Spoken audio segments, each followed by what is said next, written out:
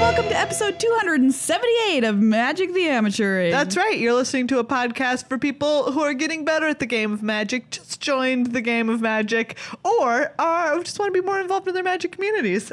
I'm one of your hosts, Megan. And I'm one of your hosts, Cream Cheese. Oh, man. Cream cheese is great. Yeah, I am. You can put me on a bagel, and that's about it. How did you say that word? Bagel. I said it the appropriate way. Bagel?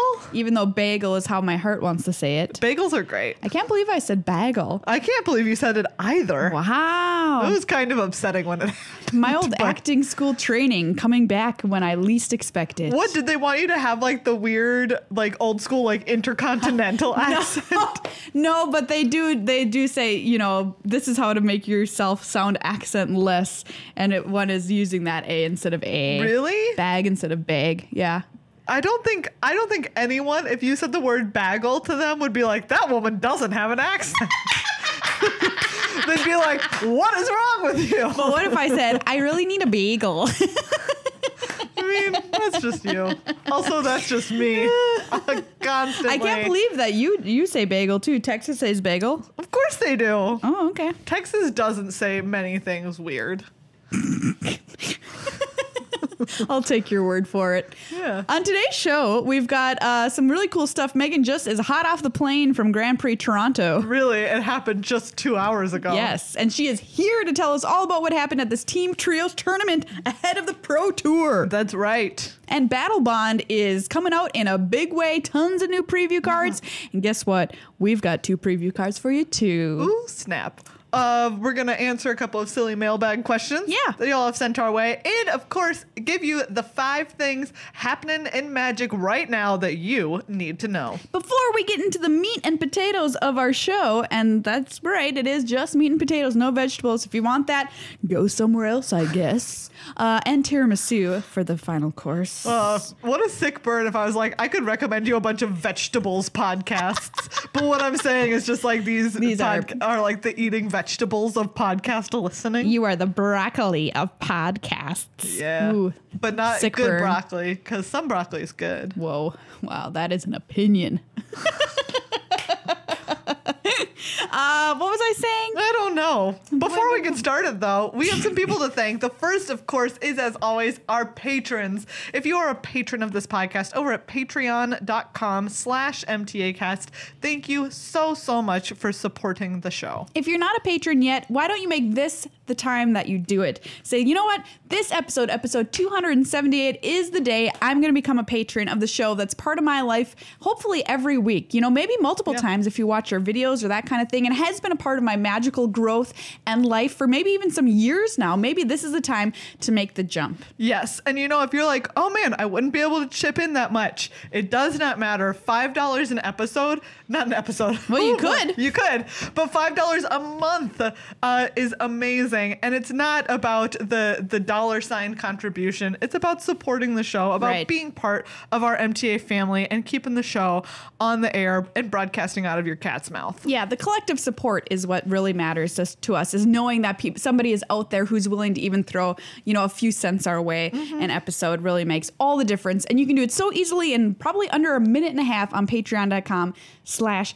And we're going to be developing new stuff for patrons coming up in the very near future here. I'm very excited about it. So get in on that while you can. Thank you as well to Card Kingdom, cardkingdom.com/MTAcast, the sickest place to get all of your binders, your boosters, your singles, your decks, your battle decks, and more. Yeah, everything you need at cardkingdom.com/MTAcast. Put that link into your browser or into your phone, however you want to do it, and buy whatever you need for your magical life. They have the fastest shipping here in the West or the East or the Midwest, as it were, and just wonderful, great customer service too.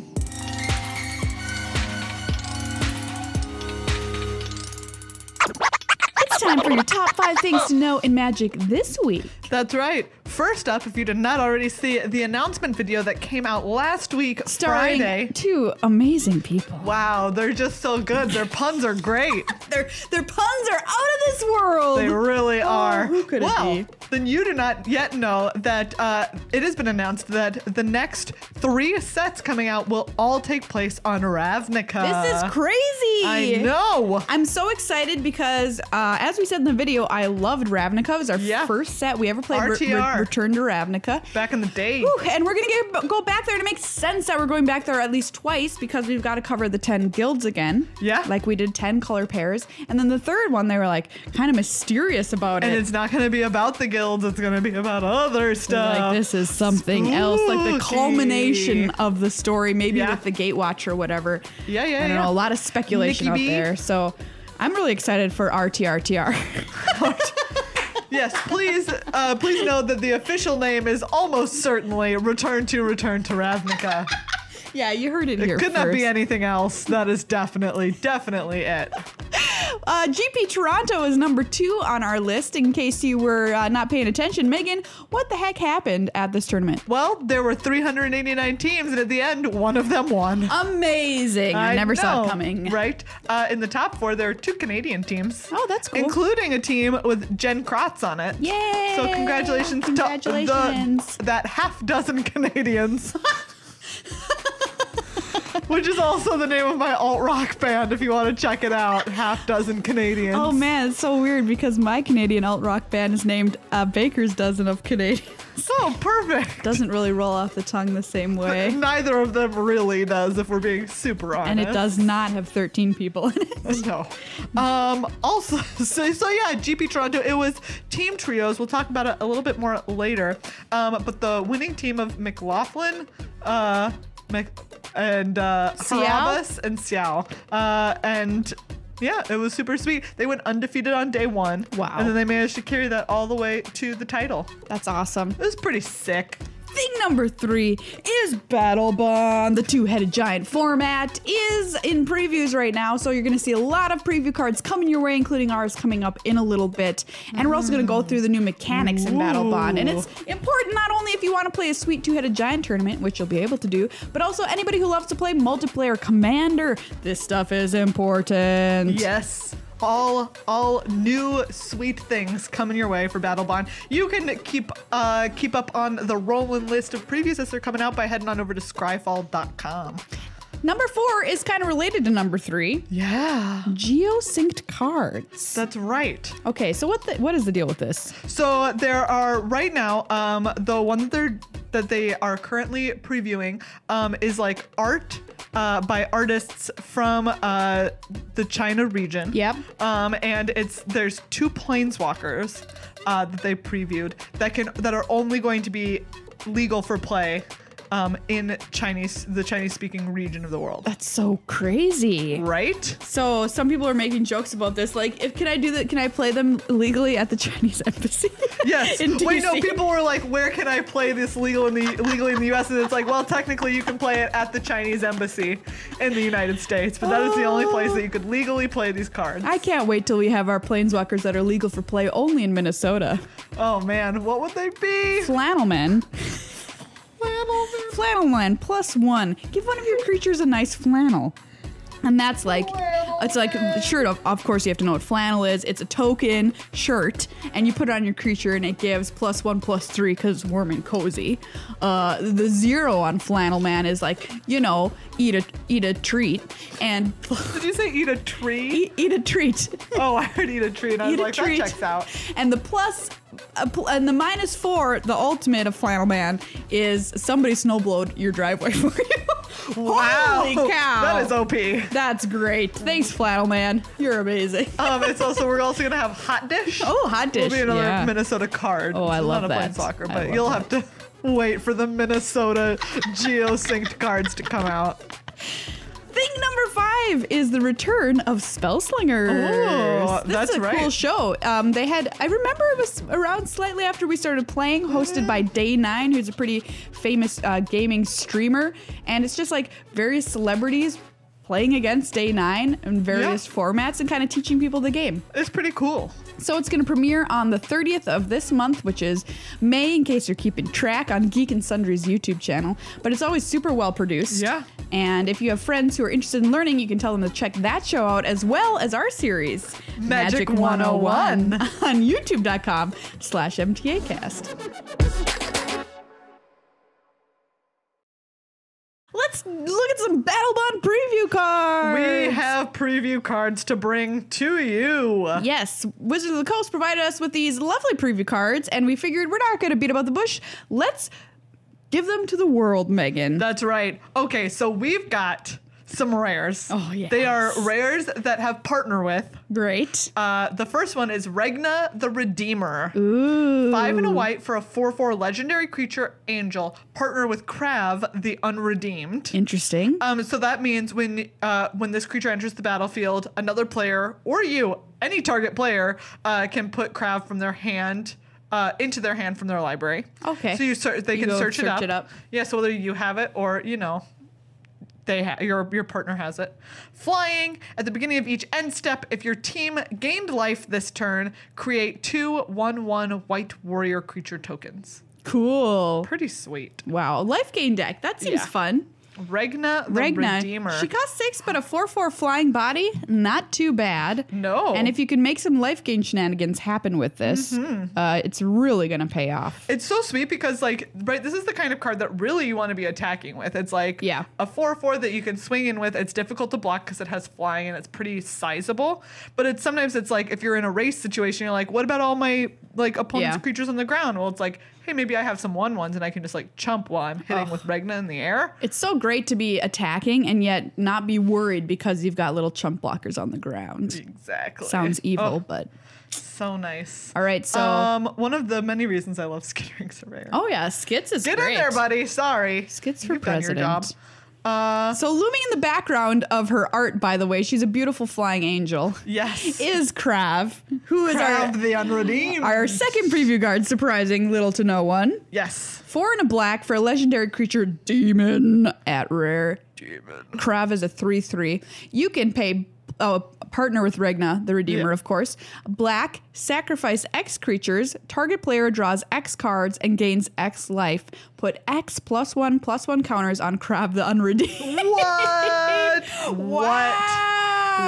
I see what's going on here. You're going to gain life. You're going to make little 1/1 warriors. Then you can sacrifice them. And then you can just do it all again. And Krav is going to get huge. Wow. And gain life and draw. This is like a Sphinx's Rev on this, buddy. It's so nice. I mean, that's what Sphinx's Rev does, right? Yeah, you draw X cards and you gain X life. You're so right. I mean, this one has a big old creature that's getting in the way of the real clarity and beauty. The beauty. This happened last week too, where I was saying weird words. Beauty. The beauty of Sphinx's Rev. By the way, are you excited for Sphinx's Rev to potentially come back in RTRTR? Do you know what? A person can only hope. I mean, that was kind of like one of the defining cards for sure that came out of that. It's true, but format. Azor is on Ixalan, or did he get off? I don't know. I don't know either. Oh, Azor, what's up with you? Where are you, buddy? I don't know. So I mean, a person can dream. Okay. As someone said, imagine you have a Teferi and you ultimated it. So every time you draw a card, you can exile a permanent that your opponent has. And you just cast a Sphinx's Rev. Never mind. I don't want this card to be printed. This sounds terrible. So yeah, those are our 2 preview cards. Pretty sweet. They partner excellently together. Yes, they certainly do. As many of these partner cards, are meant to. I also love that, again, we're seeing a set for the first time that's really focused on 2-headed giant. Yeah. So it's like Regna says, if your team gained life this turn. So does that count you if you're just playing this in Commander? I believe you get to count as being on your own team. I'm on my own. All right, but I think you get to be on your own team. I hope everybody's on their own team out there. Exactly, me too. So I think that it counts if it's just you. Okay, great. But we've seen a lot of really cool cards that have partner with and stuff from various pros, and people out in the community have been previewing a whole bunch of cards this week. Yeah. So it's pretty fun. We on the video that we were in, we previewed Pier and Toothy Imaginary Friend. Oh, so Imaginative cute. Rascal, that Pier. Yes. And Toothy's real cute. Toothy's so cute. Big Toothy monster. Mm-hmm. But lots of cool cards coming out as well. Pure Imaginative Rascal. Cute. You know, there's going to be some sweet reprints coming with Battlebond 2, and the one that's got the most buzz is Doubling Season. Ooh, that's right. It's being reprinted at Mythic here. Seems right. Where it ought to be. For a green, for an enchantment, if an effect would create one or more tokens under your control, it creates twice that many of those tokens instead. If an effect would put one or more counters on a permanent you control, it puts twice that many of those counters on that permanent instead. So this is a card that we played with in the original Modern Masters. Yes. And Megan seemed to open every draft. I was about to, like, literally, I don't know that I did a Modern Masters draft where I didn't open a copy of Doubling It's Season. insane. It was to the point where I was like, I sat down at a draft one time and I was like, I need to not draft Thalids. I crack a pack and I'm like, I can't draft Thalids. It's only honestly at its best with Doubling Season, like, which is a rare. I won't. And then sure enough, pack 2, I opened a Doubling Season. I was like, all right. Figures. The universe is trying to tell you something. Exactly. Doubling Season. Augur Spree, a removal spell from Return to Ravnica, is back in Rakdos colors. 1 black, red for an instant. Target creature gets +4/-4 until end of turn. This is a card that taught me about minus as a way to destroy creatures, kind of. Yeah, it sure did, right? Remember that. Back when it was like, what? What? Yeah. Oh, lots of cool reprints. Doomed Traveler is back. We've got, look at this card, Rushblade Commander, black and a red for a creature Azra Warrior. Warriors your team controls have haste. Oh, that's kind of cool. Yeah, right? So you can draft around each other, each other's cool cards that you're taking in draft. And if you weren't here for when we talked about how Battlebond's going to work with draft, you and your partner are picking cards at the same time in the draft. Yes. So you can see what each other takes, and you're essentially in the same seat, and you take 2 cards out of 1 pack. Yeah. Oh, we haven't talked yet about the Kenrith siblings. Okay, here they are. I really love in this art, like each of their respective arts, they're standing like back to back in the piece as a whole, and it's just cool. Showing them from their angle. Yeah. It's pretty sweet. Yeah. So we have Rowan. She's 4 red with 4 loyalty, +2 during target player's next turn. Each creature that player controls attacks if able. -2, it deals 3 damage to each tapped creature target player controls. -8, target player gets an emblem with whenever you activate an ability that isn't a mana ability, copy it. You may choose new targets for the copy. Pretty sweet. And partners with Will. They're twins. Yeah. 2 blonde twins. Don't be afraid. You know, the history of... I won't go into it, but if I see it, it's like Children of the Corn. They're adult Children of the Corn. That's what I see when I look at them. I'm sorry. Anyway, what does Will do? I don't watch spooky movies, so I don't know what you're talking about. Okay, you're safe then. Will, 4 blue, 4 loyalty, +2 until your next turn. Up to 2 target creatures each have base power and toughness 0/3 and lose all abilities. Seems pretty good. -2, target player draws 2 cards until your next turn. Instant sorcery and planeswalker spells that player casts cost 2 less to cast. -6, target player gets an emblem with whenever you cast an instant or sorcery spell, copy it. You may choose new targets for the copy. Cool. Pretty sweet. Yeah. These 2 planeswalkers can be your commander and can be partners. Look at them. They're partnering together. Yeah. Adorable. They're gonna fight. They're gonna fight. Right? That's what's happening. They're getting ready to fight. Oh, yeah, for sure. They've got long swords in their hands. Long swords. And what do you use a long sword for, if not to fight?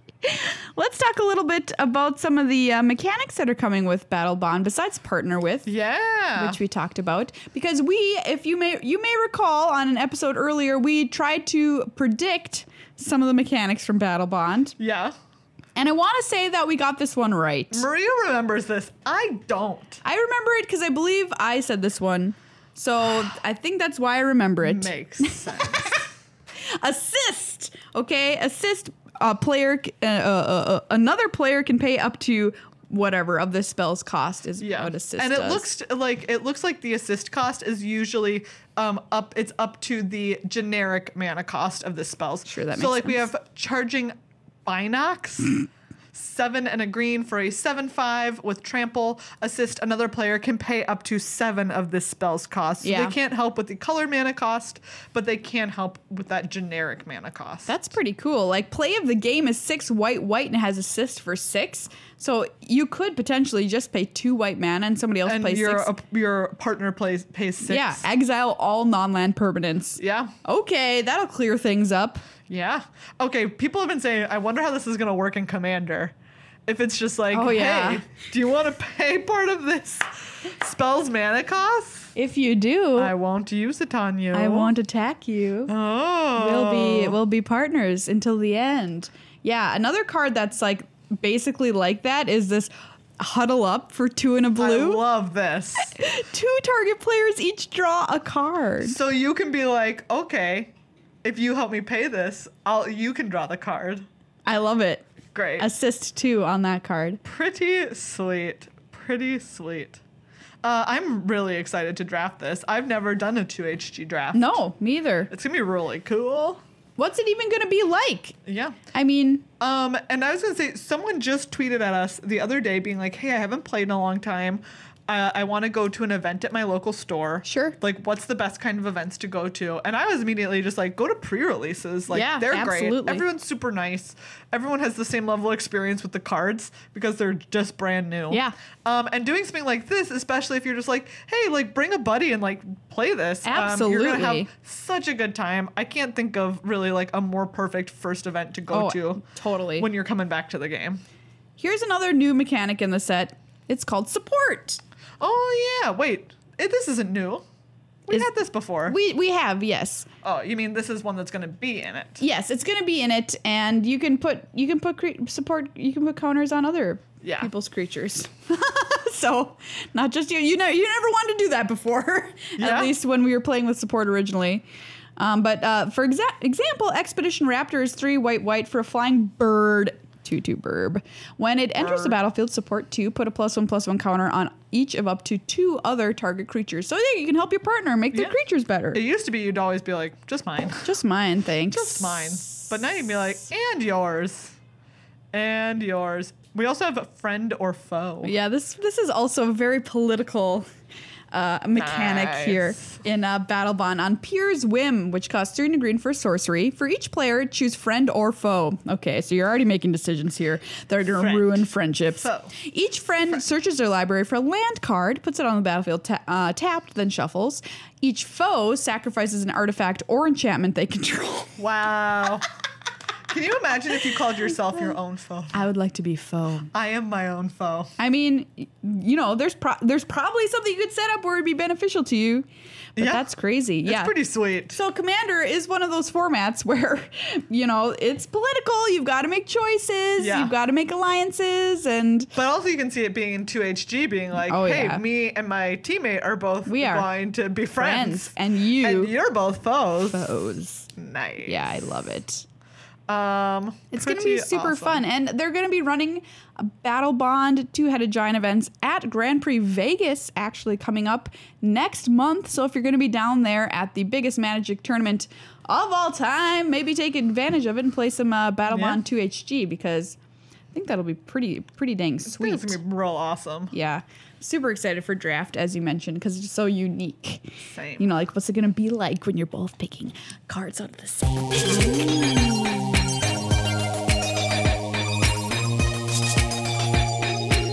Big thanks to Ultra Pro for being one of our sponsors of the show. UltraPro.com or CardKingdom.com/MTAcast is the place to find all the super sick Ultra Pro gear you need to be the best Magic player you can be. That's right. They have life total trackers that are abacuses. Yeah. So you can go to a GP or an FNM with an abacus and keep track of life totals, and everyone will be super intimidated by how smart you are. But if you're at a GP, also write down your life totals. Also write down your life totals. That is required.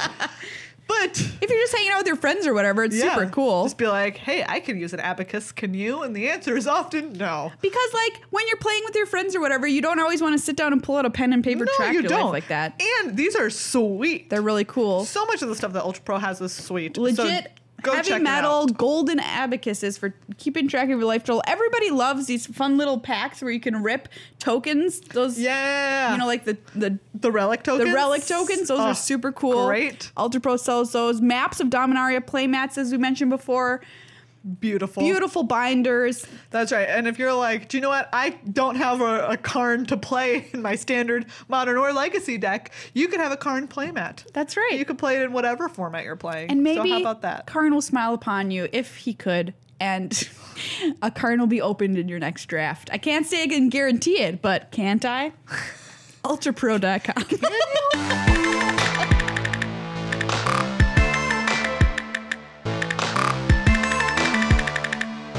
All right, everybody, let's get a wrap-up of Grand Prix Toronto from the person who was there. That's right. Do you know what? Karn. The end. This has been our Karn. This has been our GP Toronto wrap-up. Moving on to the next topic. Karn is everywhere. It's a Karn festation up in here. Yes. Karn is like a series of mice that are all living in your home, except your home is the game of Magic. Oh, yeah. And instead of a mouse, it's a giant silver golem. I told you about how I found a mouse in my house dead behind something, and it was rigor mortis.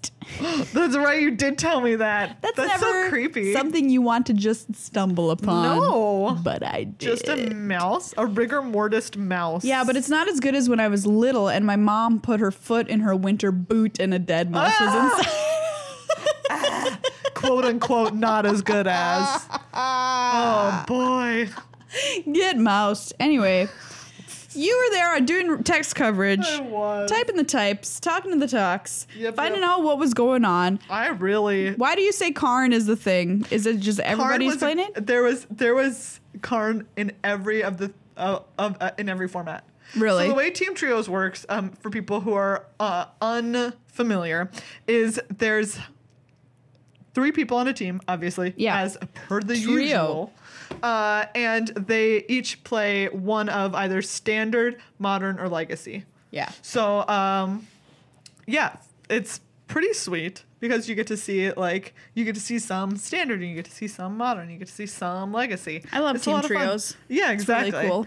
And you don't have to worry about those pesky deck building construction rules, like Team Modern or whatever. Exactly, where you can't have any decks that share cards between them. Right. And this is just who cares, because they're all 3 different formats. And some people were like, okay, there were teams that had Karn in all 3 of their decks. That's so wild. In all 3. So is it time for a rule that says it's the same as Team Unified Modern? I don't think so, because Team Unified Trio. I don't think that you could reasonably do that for Legacy and Modern, just because they both have so many fetch lands in them. Sure. Where it's just you're really, really, and people, for the most part, Legacy is one of those formats where it's a person has the legacy deck that they have. Yeah. And that is it. And it's well, I'm not going to play a different legacy deck because this is the one that I own. Yeah, that's a good point. So what the heck? Tell me in standard, Karn is doing its thing. It's in so many different decks right now. Yes. Getting you card advantage, Karn advantage, as I like to say. So let's see. Hold on just a second. I'm trying to find what you wrote. My own article. It's what's living outside your brain here. It really is. Okay, so we have standard. Yes. Right? And we had the big takeaway from GP Birmingham. Black-red vehicles. Black-red vehicles. Yeah. Still a thing. It's been a thing for basically forever now, in some form. Yes. And now it has shifted yet again. Yeah. And now there is black-red vehicles. Some of them have Karn. Some of them do not. Okay. Some of them are yes, Karn, and some of them are no, Karn. Then there's still white-black vehicles, obviously. They just split into 2. Those all have Karn. It went under with cell mitosis. Yeah. Boop. Black-green constrictor. was a big one, which I was kind of surprised about. I thought that it was all going to be like, if anyone was playing a green variant. Yeah. I felt like mono green. People were going in the direction of like mono green. Yeah, like with Steel Leaf Champion and Galta and just like turbo Galting people. But no, there were lots of snacks. Black-green Constricty. Yeah, I ran up against a lot of Black-green Constrictor day one of Grand Prix Seattle. I was quite happy to do so as I had Solemnity in my sideboard, which stops any counters of all kinds. Anyway, that's interesting. So, and then there was mono red aggro, still a thing. We did have a little bit of that mono green. We did have, obviously, white blue control. Yeah, that's been a deck is now. on the rise. People seem to like it quite a bit. And from what I've heard, it's good against the black red deck. Okay, well, I bet it's going to see more play. So if you like have an opportunity to play something that's good against black red, you're probably going to take it. Yeah. And then there was some random stuff floating around in there. There is like a white blue historic deck. Cool. Which you can find the with list Mox Amber in the highlights. I don't remember. I know that it was like flashing in rafts and using rafts to flash in lots of other things. Into it. Hold on, we can look at it. I need a new deck because I was telling Megan I was playing SRAM just for fun to see how it was right now. Yeah. And it's sad to say, sad to report, terrible. So, Raf, this deck has 2 rafts. But remember, like, Raf lets you flash in any historic stuff. Yeah. So it has, let me tell you these things that count as historic. Gideon of the Trials. Flash it in. Historic. Wait, is it? Yeah. Yeah. Artifacts, legendaries. Yeah, because planeswalkers are technically legendary now. So Gideon's, Lyra's. Flash it in. Torrential Gearhulks already had flash. Walking Ballista as an artifact has flash, so you can flash in a Walking Ballista. I'm mad about that. That card already had everything. You can flash in a History of Benalia. You can flash in a Teferi, Hero of Dominaria. Okay. Right? I don't know. I was tickled by this deck. This deck looks cool. Yeah. I like it. There's also a real weird mono black deck, but I love the mono black deck in Standard. It's so weird. It's so weird. We talked about on the show last week. You're playing Dreadshade, and you're being able to kick Jasu Vess. And this one wasn't even doing that. Oh, they're just like, we're not gonna mess around with that. No, they're just gonna play the giant demon. They had like some ravenous chupacabras. Oh, okay. Yeah, I haven't seen that version. So yeah, that was that. There was still a white blue cycling. That was cool. That's still around, huh? Yeah. Still hanging in there. Paolo Domodorosa playing white blue cycling. I like that. Good old Paulo. All right, what was going on in Modern? Humans. Moving on. Yeah, that makes sense. I hate humans. Humans top deck. I'm sorry for listeners who enjoy the humans deck, but also, why? Because it's one of the only good, quote-unquote, fair creature strategies. But why? Would you enjoy playing creatures? Why? There's so many exciting things that you can do in Modern, and what you're choosing to do is Ether Vial and a Meddling Mage. No, thank you. I'm on the humans train. Well, I'll play humans if I can't play my bogs. That's what I play with next. I don't like it, just want to play some creature swing. Basically make my own Standard. Look, I'm just saying that there's so many exciting things that you can do in Modern, and that's what you're picking. Yes, that's the most exciting for me. What about that? Affinity is on the rise again, though. Good. You know, I feel like Affinity is one of those decks. It's a little bit cyclical. Yeah, like it sometimes is. it's waning, and it's waning and wax. And yeah, like the moon. The Affinity is like the moon. Affinity is like the moon. Much like the moon is made out of colorless robots. Affinity is as well. What do you see when you look at the moon? Oh, a bunch of colorless robots.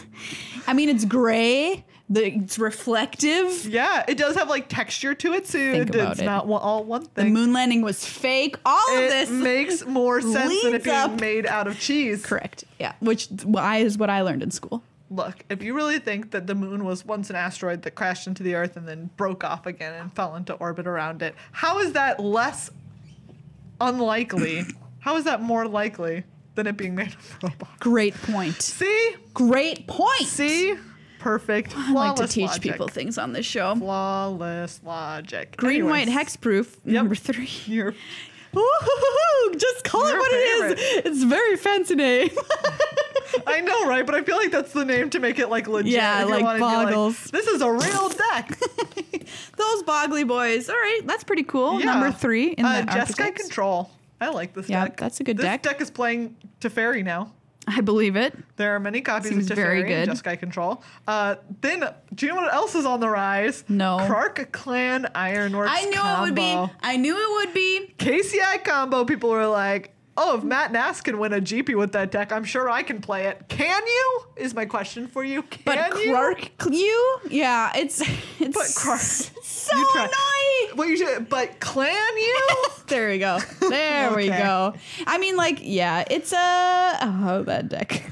Yeah. I can't stand it. I mean, like, it's cool. I do think it is cool. it's very cool. I'm thinking it's a cool thing that exists, but when you are just sitting there for 10 minutes while your opponent is attempting to go off, it doesn't feel great. Yeah. It's also very consistent. Yeah. Anyway, yeah. Then we have Black Red Holo one, some Jund, some Mardu Pyromancer, and a couple of trailing Death Shadows decks that just won't let go. Yeah, what the heck happened to Death Shadow anyway? I think humans is just generally not great for it. Oh, yeah. Right? That makes Because you're sense. just like, they make this like whole suite of creatures. And they're like, you're boom, boom, just boom, like, boom, whatever. boom. Oh, I'm just dealing myself damage. Exactly. Like, I'm dealing myself damage and I have one creature that I'm trying to kill you with, and you have just 10. Everything in your You library. have literally everything. Yeah, whenever I played Boggles versus Death Shadow, it's like, yes, please continue to deal yourself damage. This is great for me. Exactly. And you know, I think it's that, like, also one of like the really good cards in Death Shadow for a while was Stubborn Denial. Yeah. Which can only hit non-creature spells. And when you see like creature spells are Yeah, kind of yeah. on the rise again with humans and affinity and even like hexproof up there. Right. It's like, well, Stubborn Denial all of a sudden looks really sad. It's like, yeah, it's a 1-mana hard counter to spells that you're not casting. Oh, this sits in my hand doing nothing. Great. Excellent. So, and yeah. just what was the real quick story of Legacy Grixis Delvar #1? Okay, Obviously, not and surprising. then 4-color Leovold and control decks. Yeah. Yeah, there were like more elves than I was expecting. I always love watching elves in Legacy. It's It's cool. just like the supercharged version of Modern. Or you can do even like way wilder things. And you get to get hoofed. Yeah, you get to hoof people. Oh, as I mentioned, so Affinity is the deck in Modern that's playing Karns. Like I Okay, said, yeah. it's in all three formats. Makes sense. Because you can just be like, Karn comes in with 5 loyalty. You can be like -2, make a construct that's like a 7/7. Next turn, just -2 it again. Yeah. And make another 7/7 construct. And it's like, okay. And you have a planeswalker Karn. in play. It's great. Karn's great. Also, someone was playing an Antiquities War in their Affinity list. Just a one-off. Really? Oh, Antiquities War. Ah, and then spicy. Mono Red Prison is the deck in Legacy Yes. that had Karn in it. Also, I had to watch a Mono Red Prison mirror. It made me hate Magic. I mean it in the nicest way possible. Watching a Mono Red Prison Legacy match mirror, I was like, I hate this. I hate the game of Magic because right these now. decks are just trying to lock each other out from being able to do anything. It's just it was the dumbest match of Magic I've watched in my actually life. funny. Shout out to Zach Elsick who was playing in that match. But literally, I mean, grody. you're watching it and it's literally 2 decks whose job is to just like hate out all of the other decks. Yeah. And it's like, well, now you have to proactively try and kill someone who's also just trying to hate you out. Sounds fun. Oh, like they both had just like multiple copies of Ensnaring Bridge on the battlefield, and you're Ew. like, this is disgusting. No. Everyone has Blood Moons out, and you're like, great, No. okay. Not into it. And Playing as we Goblin said, Rabble Masters and then just like killing them. Ugh. standard, a bunch of decks are actually playing Karn. Yeah. So Yep. Exactly. get your So- Karns while you can. They're like currently about $60. Yeah, and I don't see that going anywhere. Neither do I. Not after being that super report. honest. You cracked one at the We're- pre-release. I've been thinking about that. I'm like, I need to find that deck box. I just stashed it Ooh, somewhere. I mean, it's somewhere. Mm-hmm. It is somewhere. Yeah. So that's a little bit of it. Well, that's pretty cool. Yeah. And we're also getting kind of from our standard report, we can kind of see the shape of how standard is going into the Pro Tour coming up here in a couple Yeah. of weekends. 2 weekends away. 2 weekends away. It is but 2 weekends away. 2 weekends hence, we shall see the best players of the game throwing their spells across the room and onto a table. What if you had to cast your card, you had to stand at the other edge of the room and And then, toss like, it like a throw it? frisbee Yeah. till it landed perfectly on the battlefield? Like the one from Unstable. From Unstable, where you had to do that. Yeah. Harder than it looks. Than it looks. It was difficult. It was difficult. Yeah, but I just can't believe a Pro Tour is coming up. It's crazy because the Pro Tour is now much, much later than they used to be. They used to be like one weekend after. Yeah, like there was a pre-release. It was like the pre-release, then the GP, and then the Pro Tour. And now it's like, we have time. We've had 100 years since. The format has like developed. Yes, this is a real thing. Like we've got all these mono red decks running around. We've got, as you mentioned, mono black. We've got vehicles everywhere. Blue-white control. Yeah, it's great. So, also for people, we talked about Elves last week because someone asked a question about it. Eduardo Sajgalik played a green-white Elves that had a one of Shalai in the main board. And the main deck, and then a one of Shalai in the sideboard also. That's the one that gives you and other creatures you control hexproof. I'm into it. I know, right? I was like, this is super sweet. Also, he made a bunch of elf tokens, and they were all him. He just had, because he has his own pro tokens. And Shalai can give counters to everybody too. Yeah, exactly. If you want to like beef up your little elf buddies. Yeah, if you like haven't found an Azuri or something, you have a bunch of mana, you can just be like, put counters on all my elves. I love it. It was pretty sweet. I really enjoyed it. Anyways, that was Toronto. That's Toronto. Hashtag Canada. City of Dreams. That's what they call Toronto, right?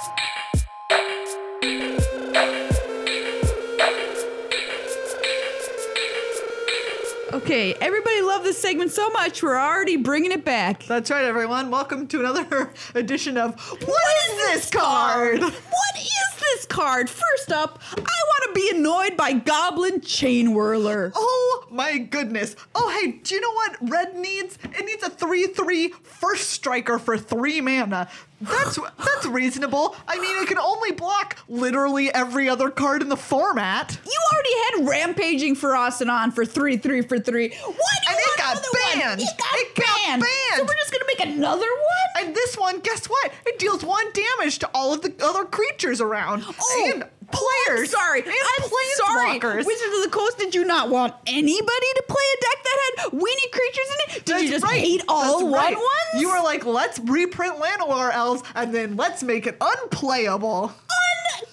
Unbelievable.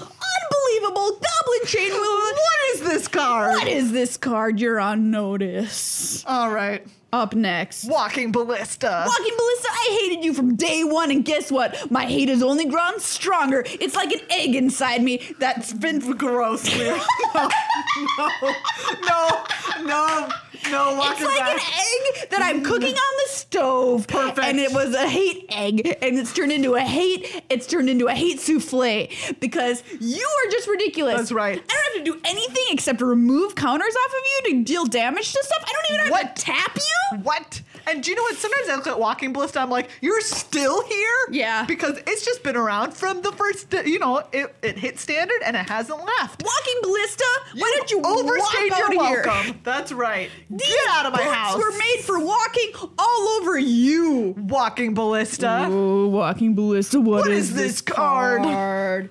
Up next, Dreadshade. I don't understand why you hate this one, but okay, you go for Another it. 3/3 for 3. It costs black to cast it. And what? You get +1/+1 for every time you pump it for a single black mana, but it doesn't have trample? Do you know what? Get out of here. I can get behind this because why does it get +1/+1? Why can't I just get a respectable +1/+0? That would be decent. That would be decent. That would be the lady-like thing to do. Dreadshade. But instead, you're just like +1/+1 every time so that I become so big that nothing kills me. And I can't chump block you because all my 1/1s are dead. Goblin Chain Whirler. What is this card? What is this card? Commit to memory. What is this card? Why does it go somewhere random in my deck? And I know it doesn't technically go somewhere random. You're putting it under the top X cards in my library. But do you know what's dumb? That. You know what? Why don't you commit to something and just bounce my card back to my hand or the top of my library? Make a decision. Exactly. Who chose the number of cards that it goes under in my library? The second from the top, the third from the top. Was someone just like, hey, what's your favorite number between 1 and 5? And the person was like 2.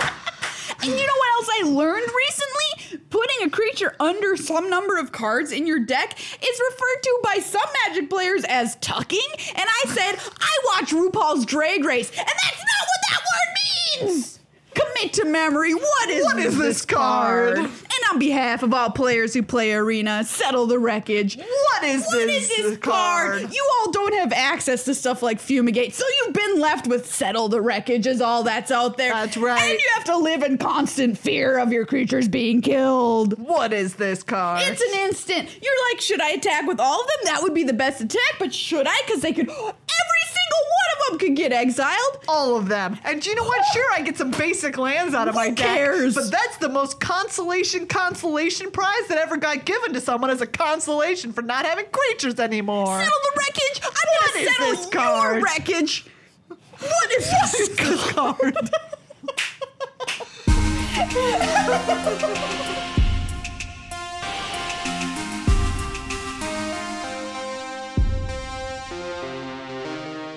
Let's take a peek inside our mailbag. That's right, everyone. We've got a couple of questions from Male Santa.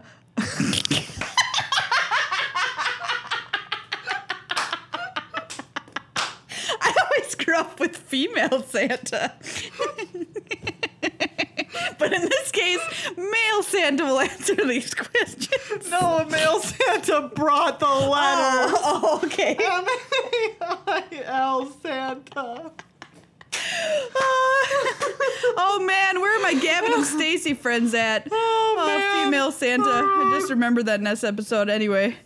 All right. Jamie the Gemma Emma asks, should all goblins be required to wear hard hats for protection? Like Skirk Prospector? Only if they're prospectors. Only if they're working in the mining industry. Yeah. These days, goblins can have a whole lot of careers, which is great. Yeah, they can be anything. Exactly. So I think if it's work appropriate or work necessary, then yes, they should wear hard hats, Like, but they don't need to wear them. Goblin Chain Ruler's not wearing a hard hat, and he's definitely wielding some heavy equipment. I really wish that he was wearing a hard hat. All right, great point, Jamie. We need to work harder on that. Yeah. Empty asks, what would your card be if you had partners with co-host? Oh, so we make our own Battlebond cards? Yeah, so mine would be Jeez.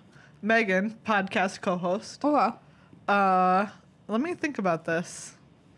Treasure Cruise. Obviously, so does partner with, and Yeah. then, yeah, basically my card, my card just says, my card says 7 and a blue, tap, draw 3 cards, and you can use Delve to pay that that ability cost. Mine is Maria, podcast co-host, and when you cast it, distribute pants to all of your other creatures, so that you can have any. Well, this is way too good. I was gonna say, put any auras in your hand just on them. Do you know what? As long as your casting cost is high enough, or like you have, maybe that's an activated ability. Yeah, activated ability probably. Put an aura from your hand onto attach it to a creature. Yeah, that's pretty busted. And it can be a creature. Let's say that my tap ability has like assist, so that also it's like Delve, and we can both pay it. Okay. And yours has like you can put your auras on my creatures. Nice. I love that. Sweet. Okay, we just All right, broke there we go. Battlebond. It's great. It's great. Andy plays MTG. What poor unfortunate soul considers Chantilly, Virginia to be equivalent to Washington, D.C. for GP naming purposes? We hear you, Andy. Yeah, we've been here before. We wish that we were going to be down by the tall, pointy building or the place where Abraham Lincoln sits. But what if we had GP Abraham Lincoln's lap? And that'd be great. We just played in his lap. Yeah. Those are also the names that I have supported renaming all of the monuments in Washington, D.C. to. So you can find my my change.org petition. Searching change.org. The place where Abraham Lincoln sits and the tall, place where Abraham pointy Lincoln sits. thing. But also Chantilly, isn't that a kind of cream? And isn't it a kind of lace? Wine? And song? Or lace? Maybe it's all fancy All things. of this thing, yeah. My point is, it sounds like a fancy place. Yeah, very nice. But we're sorry. It's not us. We will be get at it. DC. Yeah. We call it GP Dulles because it's by that Finger airport, quotes. right? Is it? I think so. It's by Dulles Airport. Oh, okay. Great. Singularity 26 asks, if you had partner with, who in the Magic universe would it be? Well, Slippery Boggle. Yep. Okay. Okay. Mine would obviously be Treasure's Cruise. Yeah. So there we go. Yeah. In a reference to... Mine is partner with a sorcery. Yeah, you're partnered with a sorcery. Who cares? Who cares? Who cares? We get control here. In my world, Treasure Cruise can be your commander, so... That's true. And you basically got it with Azor, Yeah. in a way. Soaring Showoff, was this card previewed for Battlebond? Yes. Soaring Showoff. In reference to that card, is the Magic community going to support, what did it say? Peacock Person Tribal. Whoa, and now I want to see this card. Let's see. Soaring Showoff. Show Oh, off. it's so pretty. Bird Warrior. When it enters the battlefield, each player draws a card. 2/2 for a 2 and a blue. That's cute. It's super cute. I like that So card. is the question, is the Magic community ready for Peacock Person Tribal? Absolutely. Yes, always. Yes. 100%. I love peacocks. Did you know, fun fact, that a female peacock is called a peahen? Yeah. I that's learned nice. that, and I thought that was very funny. Roman wants to know, follow up to that question, if the community isn't ready, should WotC just push it anyway to improve it? Yes. Yes, I would like to see more peacocks in Magic. Absolutely. And Zalakar asks, of the various planes settings that have only received a single set or block, which would you most like to see revisited? I know my answer is just like straight Theros, straight up. Snap. Yeah, single set Snap call, Theros. Theros. I want to go back to Lorwyn. Lorwyn is my Yeah. answer.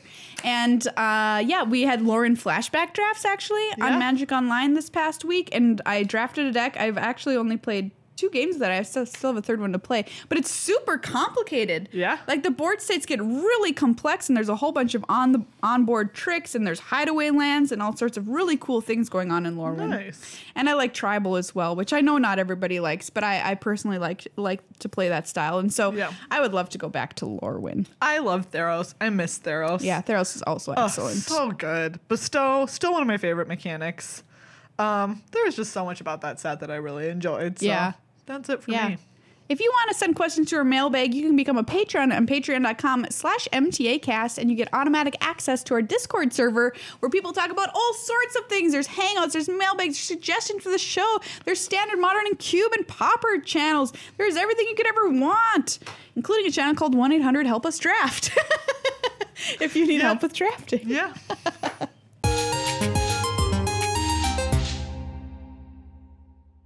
So this brings to an end Magic the Gathering episode 278. That's right, everyone. This podcast episode happened, and it can't unhappen. It had to end sometime, you know. That's The right. episode had to be over in about an hour or so. Just like all good things, and also all bad things. Also, all mediocre things. That's true. You know, people say all good things must come to an end. Well, all bad things must come to an end too. That's true. Generally. Unless you're in hell. Did you say an owl? Unless you're an owl? You know what they say, bad things never stop happening to owls. Owls really got the short end of the stick as far They as really that's did. Poor concerned. owls. That's why their heads can turn all the way around. To try not Bad to see their things are bad things. Always happening. Have you seen an owl pull up its little feather skirt and run? I saw a video of an owl running with its legs out and like its feathers like tucked up and running, and you can see its owl legs. It's really weird. Quite unsettling. Sounds really weird. Owls are one of the funniest animals. I'm saying it, and I won't take it back. They always Yeah. look so mad, and it's very funny to me. What I said was unless you're in hell. Oh. Dark. Yeah, Dark. which is just dark. But yeah, so that's our podcast. Catch you next week. Hey, patrons, thank you once again. If you're not a patron yet, make this the episode where you make a difference in our lives and the lives of everybody who wants to play Magic and have a super fun, great community. Head to patreon.com/MTAcast and become a member today, and more sweet benefits on the way for you very soon. So get in now before we announce those in the very near future. That's right. Also, thank you once again to cardkingdom.com/MTAcast MTA Cast, and Ultra Pro, ultrapro.com. Both spectacular places. You can go to Card Kingdom to get sweet Ultra Pro stuff. Yeah. And all of your Magic needs. And if you're going to be at Grand Prix, Washington, D.C., in quotation marks, coming up this next weekend. Not the full sentence, just the Washington, D.C. Yes. part. If you're, quote unquote, going to be there. Megan and I will be there hi to us. working, so come find us at the coverage area and say hi. We'll bring some prizes for people who want to say hi. Nice.